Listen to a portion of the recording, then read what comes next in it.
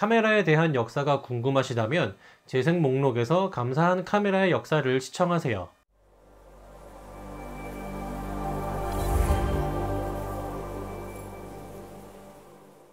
안녕하세요, 이 작가입니다.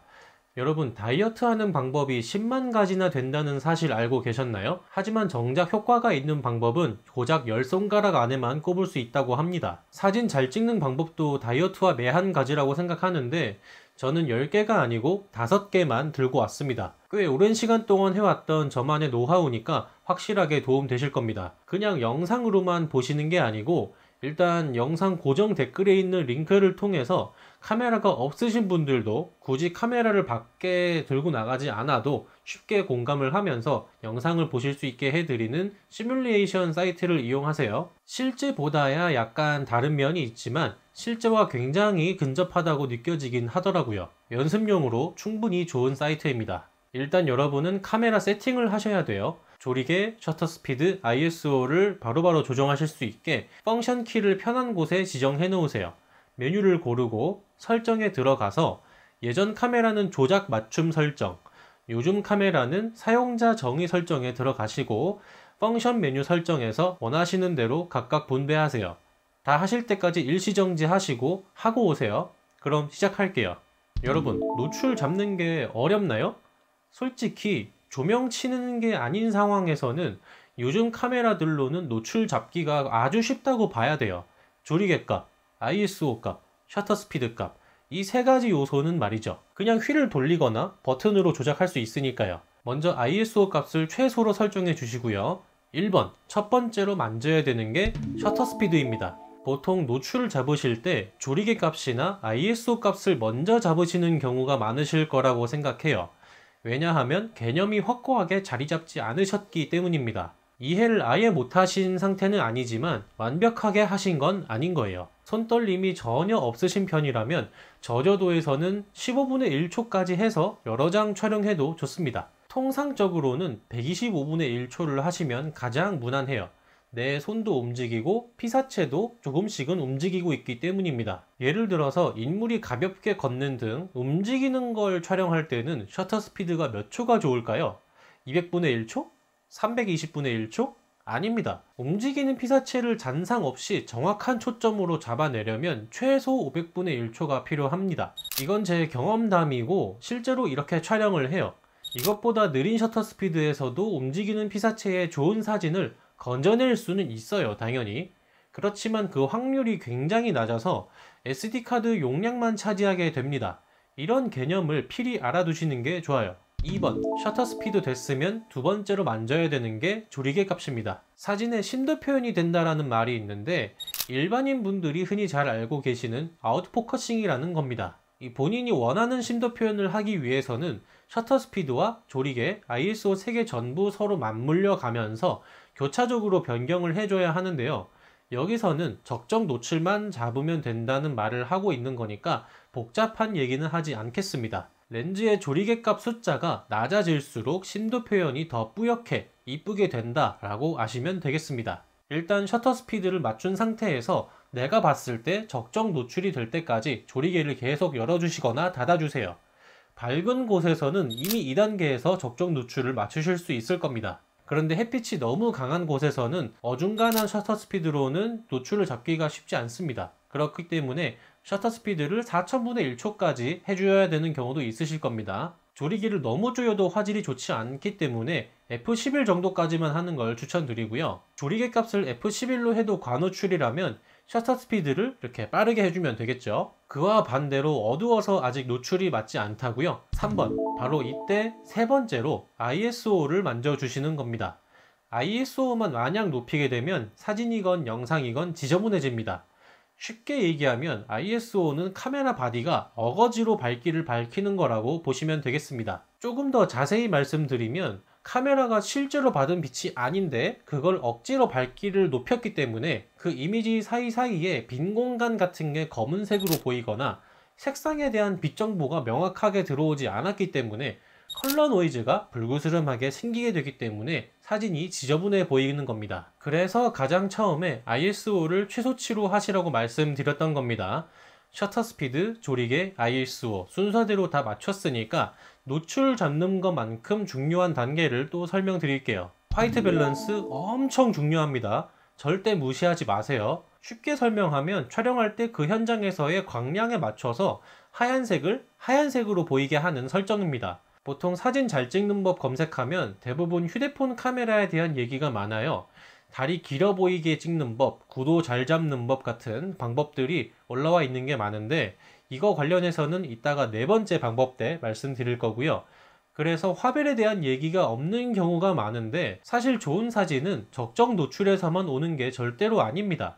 화이트 밸런스까지 맞춰줘야 좋은 사진이 나오는 거예요. 이 좋은 사진이라는 건 철저하게 자기주관적인 얘기라서 내가 이쁘면 장땡입니다. 근데 다른 사람들도 와 사진 너무 이쁘다 라고 반응해주면 더 좋겠죠. 이 이쁜 사진을 만드는 건 기본적으로 좋은 후티지, 촬영본이 있을 때 나오는 건 맞지만 사실상 보정을 하는 단계에서 사진이 더 예뻐집니다. 카메라는 인간의 눈으로 보는 것보다 못하게 보기도 하지만 더 자세하거나 더 이쁘게 보기도 하거든요. 그래서 이 보정을 더 잘 먹게 하려면 화이트 밸런스를 잘 맞춰줘야 합니다. 내가 원하는 대로요. 사진에는 DR, 다이나믹 레인지라고 하는 보정 관용도라는 게 있습니다. 좋은 카메라는 이 DR이 높아서 보정의 폭이 넓다라고 이해하시면 되는데요. 너무 옛날 카메라만 아니면 다 괜찮다고 보시면 됩니다. 화이트 밸런스가 엉망이면 아무리 DR이 높아도 보정이 잘 안 먹는 경우가 많습니다.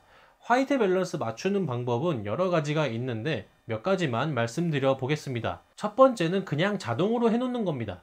자, 첫 번째 끝났고요. 두 번째는 내가 화벨을 맞추는 겁니다. 어렵지 않아요. 그냥 내가 마음에 들게 설정하세요. 여기서 켈빈 값을 올리면 사진이 노랗게 되고 켈빈 값을 낮추면 파랗게 됩니다. 사실 반대로 되어야 하지만 카메라에서는 이렇게 나온다는 점 참고하세요. 그리고 오른쪽을 한 번 더 눌러주시면 색깔 조정하는 게 나옵니다. 천천히 한번 보세요. 보시면 색상 팔레트 같은 게 나와 있어요. 검은색과 하얀색을 제외한 색깔이 다 있다고 보시면 되는데 이걸 상하 좌우로 조절해 주시면 됩니다. 조절하는 방법도 쉬워요. 사진이 지금 봤을 때 누렇다. 그럼 왼쪽으로 톡톡톡톡 눌러주세요. 누런 거는 해결됐는데 사진이 초록물 먹은 거 마냥 나오고 있다고요? 그럼 아래쪽으로 톡톡톡톡 눌러주세요. 잠깐, 제가 톡톡톡톡이라고 했다고 진짜 4번 누르지 마시고요. 적정한 때에 멈추셔야 합니다. 얼추 맞는 것 같은데 사진이 좀 보랏기가 보인다. 그럼 위쪽으로 톡톡톡톡 눌러서 조정하세요. 반대면 밑으로 조정하시면 되겠죠. 다 하셨으면 OK 눌러주고 다시 화벨 들어가서 색 온도를 한 번 더 조정해 주세요. 그냥 누렇다 싶으면 퍼런 쪽으로 옮겨주는 식으로 설정하시면 되는 거예요. 물론 처음에는 이렇게 해서 찍고 컴퓨터로 봤을 때 사진이 잘 나오겠나 감이 안 오실 수도 있으니까 연습도 해보시고 일전에 영상에서 말씀드린 것처럼 휴대폰 원격 촬영 앱으로 프리뷰를 해보세요. 원래는 이미징 엣지라는 앱이었는데 요즘 카메라들은 크리에이터스 앱이라는 어플로 하더라고요. 마지막으로 말씀드릴 거는 내가 조정할 필요 없지만 비교적 정확한 화벨을 세팅해주는 기능입니다. 방금 설정한 K 글자 밑에 보시면 꽃 모양으로 1, 2, 3이 있어요.